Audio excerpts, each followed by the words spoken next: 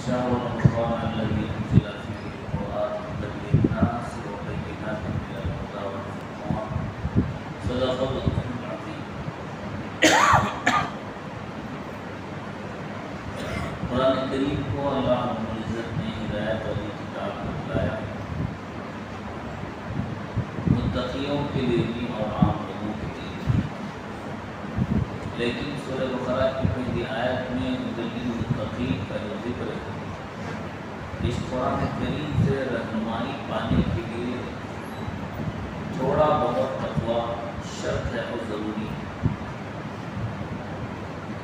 یعنی ہدایت طلبگار کو ملے گی، طلب کرنے والے کو ملے گی.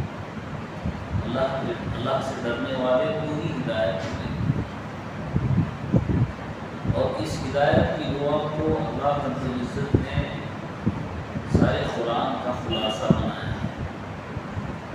یعنی سورہ فاتحہ میں ہر بندہ ہر رکعت میں اس دعا کو مانگتا ہے کہ اے اللہ مجھے سیدھے راستے پر چلا، اہدنا الصراط المستقیم. اے اللہ مجھ کو سیدھے راستے پر چلا. تو اس سیدھے راستے کی دعا کا نام ہدایت کو مانگنا. اب اگر کوئی یہ سوال کرے کہ ہدایت تو سب کے لیے ہے، متقیوں کے لیے بھی ہے، عام لوگوں کے لیے بھی ہے، اور یہ جو دعا ہم ہر نماز میں ہدایت والی مانگتے ہیں کہ اے اللہ ہم کو سیدھے راستے پر چلا، ہر نماز میں ہر آدمی کو، چاہے وہ عالم ہو چاہے عالم نہ ہو، ہر ایک کو جو ہے اس دعا کو مانگنا چاہیے، ورنہ اس کی دعا، اس کی نماز مکمل نہیں. اگر کوئی یہ اعتراض کرے کہ دعا تو اہدنا الصراط المستقیم کا ہر روز مانگ رہے ہیں، سیدھے راستے پر چلا، سیدھے راستے پر چلا، سیدھے راستے پر چلا، تو کیا جو برسوں سے نماز پڑھ رہے ہیں یا جو بڑے بزرگ ہیں، علماء ہیں، حفاظ ہیں، مشائخ ہیں، ان کو بھی ہدایت کی ضرورت ہے؟ تو اللہ تک پہنچنے کے بہت سے طریقے ہیں، اللہ تک پہنچنے کی بڑی منزلیں ہیں. تو معلوم ہوا کہ ہر ایک کو اللہ کی ہدایت کی ضرورت ہے، چاہے وہ بزرگ ہو، چاہے متقی پرہیزگار ہو، چاہے ان پڑھ ہو، کوئی بھی. تو اسی لیے ہر ایک کو جو ہے اس دعا کو مانگنے کو واجب اور ضروری قرار دیا، اور ہر آدمی اللہ سے ہدایت مانگتا ہے. نبوت تک بہت سے درجات ہیں، نبوت تک، اللہ تک پہنچنے کے نبوت تک بہت سے درجات ہیں. نبوت اللہ کی طرف سے ہوتی ہے. نبوت کے علاوہ یعنی نبی بننا اللہ کی طرف سے منتخب ہوتے ہیں. اللہ کے بندے جن کو نبی کہتے ہیں، اللہ کی طرف سے برگزیدہ چنندہ بندے ہوتے ہیں. اس کے علاوہ جتنے مقامات اللہ تک پہنچتے ہیں، مقام اولیاء ہو، مقام صالحین ہو، مقام صدیقیت ہو، یہاں تک ہر آدمی پہنچنے کی تمنا اور حصول اور کوشش کر سکتا ہے. نبوت کے علاوہ صدیقیت کے مقام تک پہنچنے کی اللہ سے رہبری ہدایت مانگ سکتا ہے، اور ہر آدمی اپنی کوشش اور محنت کے بقدر اللہ کے قریب ہوتا جائے گا. جو جتنا مجاہدہ کرے گا اللہ تک پہنچنے کا، اللہ تعالیٰ اس کے لیے راستہ کھول دیتا ہے.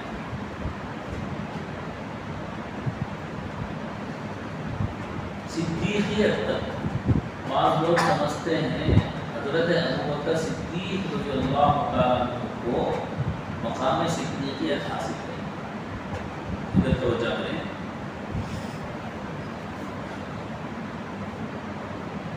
مقام صدیقیت، صداقت کا جو درجہ ہے کہ رسول اللہ صلی اللہ علیہ وسلم معراج پر پہنچے اور ایک ہی رات میں تمام آسمانوں کا سفر کیا، تمام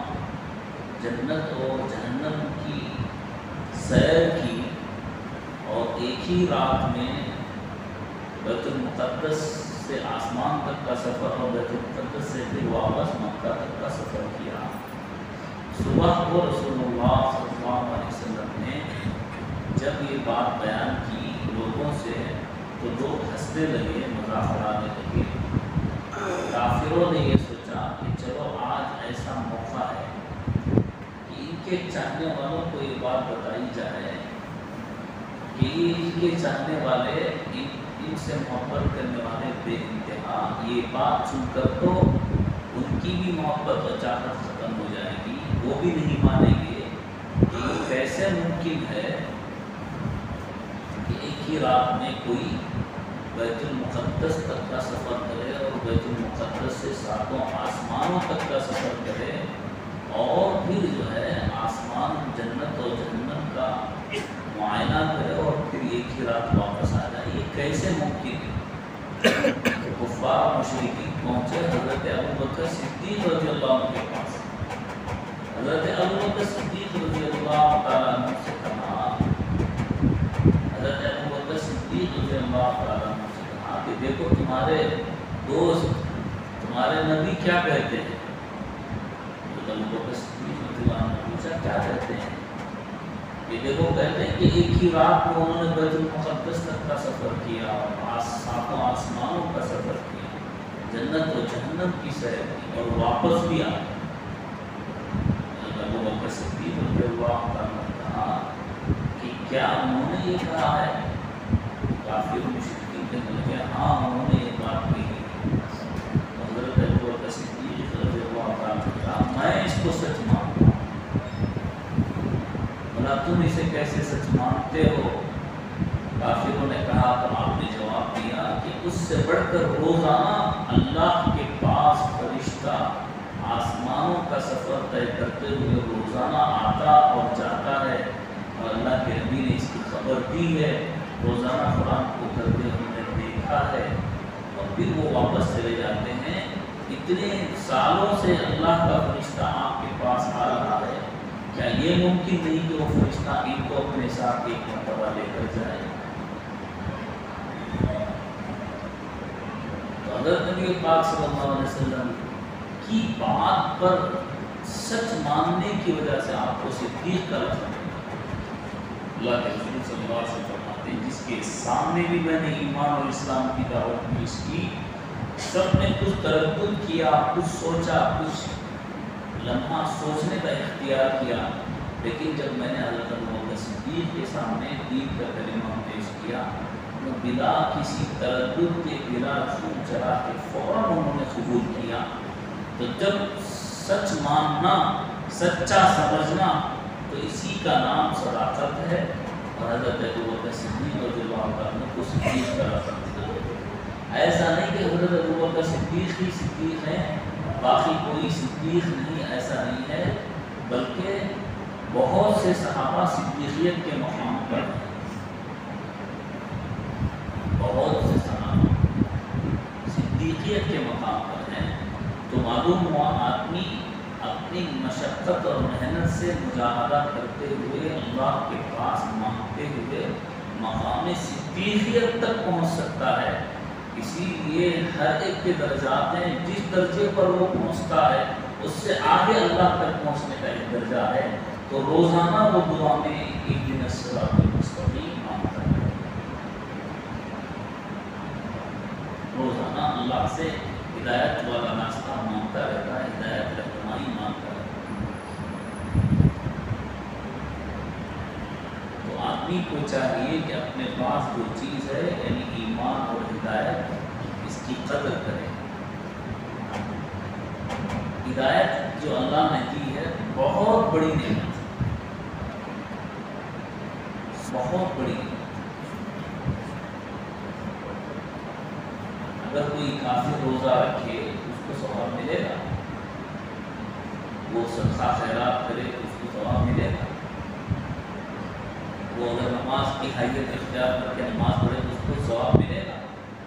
نہیں ملے گا۔ ایمان کے ساتھ ثواب کی شرط ہے، تو ایمان ہدایت کے بغیر نہیں۔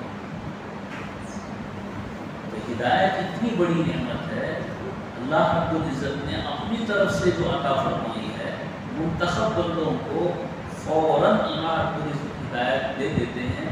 وہ کہ اللہ کی مرضی ہے، اللہ اپنے خاص بندوں کو اپنی طرف فوراً کر لیتے ہیں جس طرح چاہیں. اور عام طریقہ یہ ہے کہ آدمی کو ہدایت کا طلبگار ہونا چاہیے، اللہ سے مانگنا چاہیے اور مانگتے ہوئے اس راستے کو پورا اور مکمل کرنا چاہیے. اللہم اہدنا الصراط المستقیم. اب وہ راستہ کون سا ہے ہدایت والا؟ وہ راستہ ہے جن پر نبی چلے ہیں، صدیق چلے ہیں، شہید چلے ہیں، صالحین چلے ہیں، جن پر انعام ہوا ہے، منعم علیہم ہے. صراط الذین انعمت علیہم، ان لوگوں کے راستے پر چلا جن پر تو نے اپنا انعام کیا. کون ہے؟ اولئک الذین انعم اللہ علیہم من النبیین والصدیقین والشہداء والصالحین وحسن اولئک رفیقا. تو اس سے معلوم ہوا ہدایت کے لیے اللہ کی کتاب بھی ضروری ہے، اللہ والے بھی ضروری ہیں. آج کل ہم لوگوں کے ذہن میں اور بہت سے لوگوں کے ذہن میں ہمارے لیے اللہ کی کتاب قرآن حدیث بس ہے، کسی کی ضرورت، قرآن حدیث کافی ہے، کسی کی ضرورت نہیں. اگر ہم اللہ کے نبی کو بھی قرآن کے اور ہمارے درمیان اللہ کے نبی کو بھی ہم اگر ہٹا دیں تو ہم قرآن تک نہیں پہنچ سکتے. سے جائے کہ کسی استاد کو ہٹا دیں، کسی عالم کو، کسی فقیہ کو، اس لیے کہ قرآن ہم تک پہنچنے کا جو ذریعہ ہے وہ کیا ہے؟ جو لوگ یہ کہتے ہیں قرآن حدیث کافی ہے ہمارے لیے، تو کیا قرآن حضرت جبرائیل علیہ السلام کے پاس لے کر آئے یا اللہ نے خود ان کو پڑھ کر سنا دیا؟ ذرا سمجھے تو صحیح. اور جو لوگ کہتے ہیں حدیث ہمارے لیے کافی ہے، تو حدیث کیا اللہ کے نبی صلی اللہ علیہ وسلم نے ان کو ڈائریکٹ لا کر دے دی یا صحابہ نے لا کر دے دی؟ بغیر نریٹرز کے ایک حدیث ثابت نہیں ہو سکتی. آپ کو ضرورت پڑتی ہے کہ اس کے راوی کون ہیں، اس کے نریٹرز کون ہیں، ان کو جانچیں، ان کو پرکھیں، ان کے بارے میں معلوم کریں وہ سچے ہیں یا نہیں، ان کی عدالت ثابت ہے یا نہیں، وہ ثقہ ہے یا نہیں، وہ عادل ہے یا نہیں، وہ بدعتی ہے یا نہیں. تو جیسے حدیث تک پہنچنے میں ہم کو نریٹرز کا واسطہ پڑتا ہے، اسی طرح قرآن تک پہنچنے میں بھی ہم کو نریٹرز کا واسطہ ملتا ہے. وہ ہمارے استاد ہیں، ہمارے علماء ہیں، ہمارے فقہاء ہیں. اور ساری امت کا ہر زمانے میں علماء کا وہ طبقہ، وہ جماعت ہے ہر زمانے میں 1400 برس سے لے کر آج تک قرآن کریم کو جو پڑھتے اور پڑھاتے اور سناتے رہے ہیں، ان کو ماننا ہوگا تب جا کر قرآن کریم ثابت ہوگا.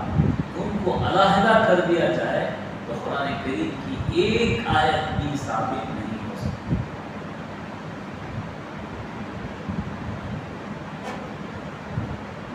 تو اللہ نے ہدایت کے لیے جس شرح صدر کا ذکر فرمایا ہے کہ اللہ تعالیٰ بندے کو ہدایت دینا چاہتے ہیں تو اسے شرح صدر کر دیتے ہیں.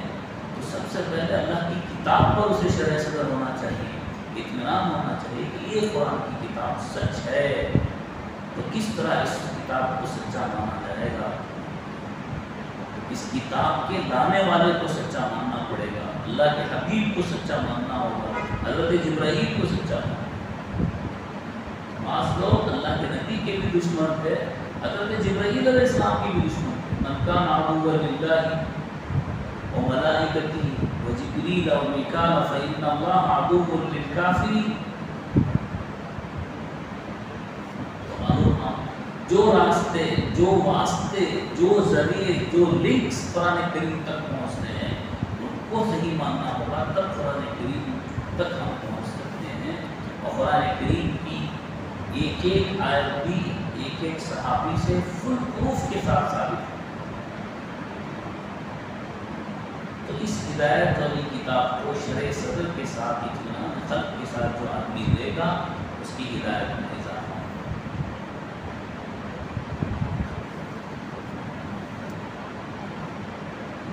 اللہ تعالیٰ اپنے بندوں کو ہدایت منتخب فرماتے ہیں، خاص بندوں کو، اور انہیں عطا فرماتے ہیں۔ تو ہدایت بہت بڑی نعمت ہے جس کا شکر ہم کو کرنا چاہیے۔ ہدایت کے بغیر، رہنمائی کے بغیر انسان اللہ کی توفیق کے بغیر کوئی عمل نہیں کر سکتا، کسی کام کو انجام نہیں دے سکتا۔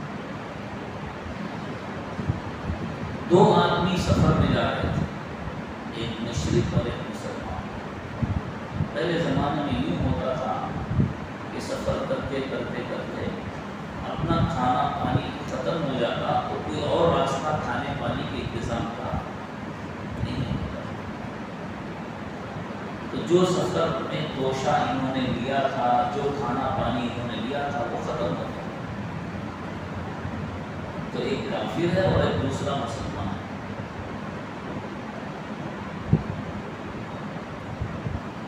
تو مسلمان نے کہا، کافر نے مسلمان سے کہا، بھائی تم اللہ کی عبادت کرتے ہو، اللہ کو مانتے ہو، تو ایک کام کرو، تم دعا کرو کہ ہمارے پاس جو ہے سفر میں چلتے چلتے کھانا پانی سب ختم ہو گیا ہے، اللہ ہمیں کہیں سے کھانے کا انتظام کر دے۔ تو اللہ کا کرنا یہ ہوا کہ اللہ رب العزت نے اس مسلمان کی دعا کی لاج رکھ لی اور اس کے لیے کھانے کا انتظام ہو گیا، اور کھانا روٹی سالن جو چیز ضرورت کی تھی اسے مل گئی۔ مسلمان بڑا خوش ہو گیا کہ اللہ کے یہاں میرا مرتبہ ہے، اللہ کے یہاں بہت ماننے کی اور اللہ کے بندوں کی قدر بہت ہے، یہ سوچ کر بڑا خوش ہوا، اور دونوں نے جو ہے مل کر کھانا کھایا۔ کھانے سے فارغ ہوئے تو پھر سفر شروع ہوا، چلتے رہے یہاں تک کہ بھوک نے بہت ستایا۔ تو اب جو ہے مسلمان کی باری تھی۔ تو مسلمان نے اپنے کافر دوست سے کہا، بھائی دیکھو میں نے تو اللہ سے مانگ کر کھانے کا انتظام کر لیا، اب تم بھی جو ہے اپنے خدا سے کہو کہ کھانے کا انتظام کرو۔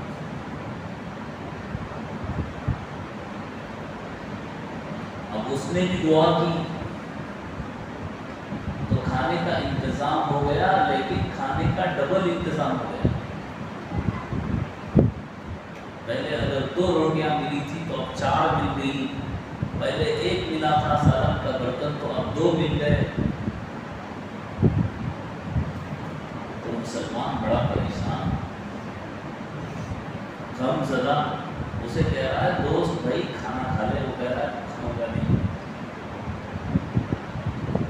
مسلمان سوچ رہا ہے میرا اللہ تو برحق ہے، میں نے تو اللہ سے مانگا ہے، لیکن یہ کافر مشرک، اس کی بھی دعا قبول ہو گئی، اور اس کی دعا پر اس کے خدا نے اسے 2 چیزیں نازل کر دی، 2 چیزیں اس کے لیے اتار دی، اور میں اللہ کا ماننے والا سچا پکا مسلمان، میرے لیے ایک چیز نازل ہوئی، تو کیا میں برحق ہوں یا یہ برحق ہے، یا یہ میرے سے زیادہ اس کا دین برحق ہے، سچا ہے؟ تو اس کافر دوست نے کہا بھائی کھا لے، میں تجھے 2 خوشخبریاں سناتا ہوں۔ اس دوست نے کہا کھانا کھا لے، 2 خوشخبریاں تجھے سناتا ہوں۔ وہ کہنے لگا سناؤ تو صحیح، مجھے غم ہے، اس غم سے میں کھانا نہیں کھا پا رہا ہوں، مجھے اپنے دین کے سچا ہونے پر شک ہو گیا کہ میں سچا ہوں یا تم سچے ہو۔ تو اس نے کہا تم ہی سچے ہو، تم ہی مسلمان ہو، تمہارا ہی دین برحق ہے، یہ خوشخبری پہلی ہے، تم لے لو، تمہارے ہی دین کی وجہ سے اللہ سے میں نے دعا کی کہ اے اللہ اس مسلمان کا تیرے ہاں کوئی درجہ ہے، یہ مسلمان تیرا نیک بندہ ہے، اس مسلمان کی ماننے کی وجہ سے اللہ اس کی برکت سے ہمیں کھانا دے دے، میں نے دعا تمہارے ہی برکت سے کی ہے، تمہاری ہی وجہ سے کی ہے، تم مسلمان ہو، تمہارا ہی نام لے کر میں نے اللہ سے دعا کی ہے، اور تمہارے خدا سے ہی میں نے مانگا ہے، اپنے خدا سے نہیں مانگا۔ کھانا کھانے لگا۔ تو دوسری خوشخبری بھی سن لو، وہ یہ کہ میں بھی مسلمان ہوتا ہوں، کلمہ پڑھتا ہوں، لا الہ الا اللہ محمد رسول اللہ۔ ایمان والا اپنے ایمان کی قدر پہچانے کہ اس کے پاس کیا چیز ہے. وہ ہدایت ہے جو اللہ نے اسے دی ہے، اور جس کو چاہے اللہ جس وقت چاہے دے سکتے ہیں، لیکن اپنے ایمان والے کی قدر اللہ کے یہاں ہے. ان اللہ غفور شکور، اللہ تعالیٰ معاف کرنے والے بھی ہیں اور قدردان بھی ہیں. ہر نیک بندے کی قدر اللہ کے یہاں، ہر نیک بندے کی قدر اہمیت اللہ. اللہ تعالیٰ ہم سب کو